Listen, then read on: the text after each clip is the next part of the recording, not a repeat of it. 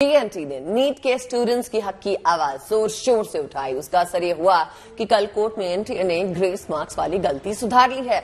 इस जीत पे छात्र खुश हैं, लेकिन उनकी लड़ाई अभी बाकी है। आज इस मामले पर सुप्रीम कोर्ट में फिर सुनवाई होगी। आज नेशनल टेस्टिंग एजेंसी यानी एनटीए की अर्जी पे सुनवाई है।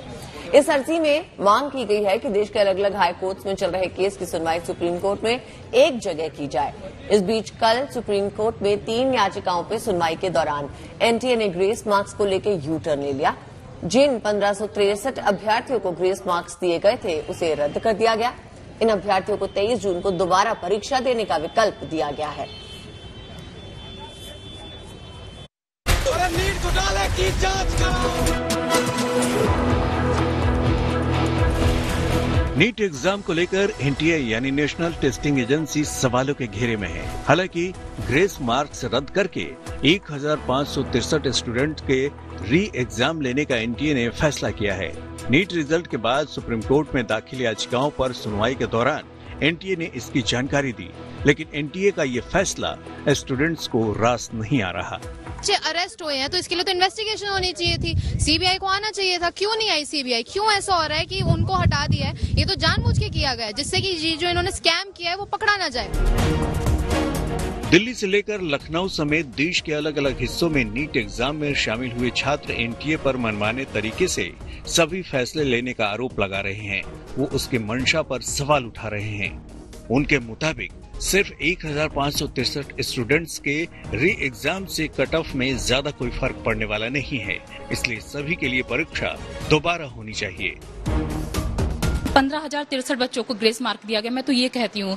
और मैम 1563 बच्चों को ग्रेस मार्क नहीं दिए गए हैं। मैम सबका रीनीट होना चाहिए, केवल उन बच्चों का ही रीनीट नहीं होना चाहिए। कि मान रहे थे कि ऐसा कुछ धांधली नहीं हुई, ग्रेस मार्क में कोई दिक्कत नहीं हुई, जो भी हुआ है फेयर हुआ है। अब ये कह रहे हैं कि ग्रेस मार्क्स जो दिए थे वो गलत थे। एनटीए के मुताबिक 1563 स्टूडेंट्स को ग्रेस मार्क्स दिए गए थे, इसलिए उन्हें 2 ऑप्शन दिए गए हैं। वो 23 जून को री एग्जाम दे सकते हैं या फिर बिना ग्रेस मार्क्स वाले पुराने स्कोर के साथ काउंसलिंग के लिए बढ़ सकते हैं। बता दें कि नीट की परीक्षा में 67 बच्चों को 720 में से 720 नंबर मिले थे, तो कई स्टूडेंट्स को इसके आसपास नंबर मिले। हरियाणा के झज्जर की रहने वाली अंजलि यादव भी उन स्टूडेंट्स में शामिल हैं जिन्हें 720 नंबर आए, जबकि झज्जर के ही यश कटारिया को 717 अंक मिले। ये सब ग्रेस मार्क्स की वजह से हुआ। मैं संतुष्ट हूँ। कहीं ना कहीं मैं भी ये चाह रही थी कि मैं ग्रेस मार्क्स के बेसिस पे नहीं अपने दम पर जाऊं कहीं, तो मैं यही चाहती थी कि रीनीट हो जाए, पर अब हो रहा है तो ठीक है। हालांकि ग्रेस मार्क्स पाने वाले कुछ स्टूडेंट्स री एग्जाम के समर्थन में हैं, तो कुछ स्टूडेंट्स कंफ्यूजन की स्थिति में हैं कि वो करे तो क्या करे। वहीं जो स्टूडेंट्स ये मानते हैं कि उनके साथ ज्यादती हुई, वो सिर्फ ग्रेस मार्क्स वाले स्टूडेंट की परीक्षा के पक्ष में नहीं है। जिनको ग्रेस मार्किंग दिया गया सिर्फ उन्हीं को नीट में अपीयर करने दिया जाएगा, री अपीयर करने दिया जाएगा। वो उन 25 लाख बच्चों के लिए एक तरह से और बड़ा नाइंसाफी है जिन्होंने बहुत अच्छा अपने नीट एग्जाम को दिया था। नीट के रिजल्ट में धांधली को लेकर सवाल खड़े होने पर पहले तो एनटीए इससे इनकार करता रहा, लेकिन सुप्रीम कोर्ट में उसने री एग्जाम की बात कर कहीं न कहीं उसे कबूल कर लिया है। इस बार जब परीक्षा हुआ, गलती से आउट ऑफ 4500 सेंटर 6 सेंटर में गलती से गलत सेट्स ऑफ क्वेश्चन आ गई। जब परीक्षा चल पड़ी, कुछ समय के बाद उसको संज्ञान में लिया गया और उसको विड्रॉ करके फिर सही प्रश्न पत्र दिया गया।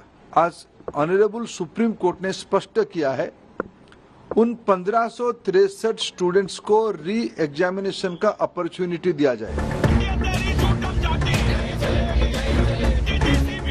सुप्रीम कोर्ट ने नीट यूजी की काउंसलिंग पर रोक नहीं लगाई है। 6 जुलाई से काउंसलिंग की प्रक्रिया शुरू होनी है, जबकि नीट पेपर लीक के मामले की सुनवाई 8 जुलाई को होगी। हालांकि एनटीए धांधली की बात से इनकार कर रहा है। ग्रेस मार्क्स वाले स्टूडेंट्स का री एग्जाम लेने के फैसले से एनटीए ने भले ही इस विवाद को शांत करने की कोशिश की है, लेकिन स्टूडेंट्स को एनटीए की मंशा पाक साफ नजर नहीं आ रही। उन्हें लगता है कि इस मामले में अभी सच का सामने आना बाकी है।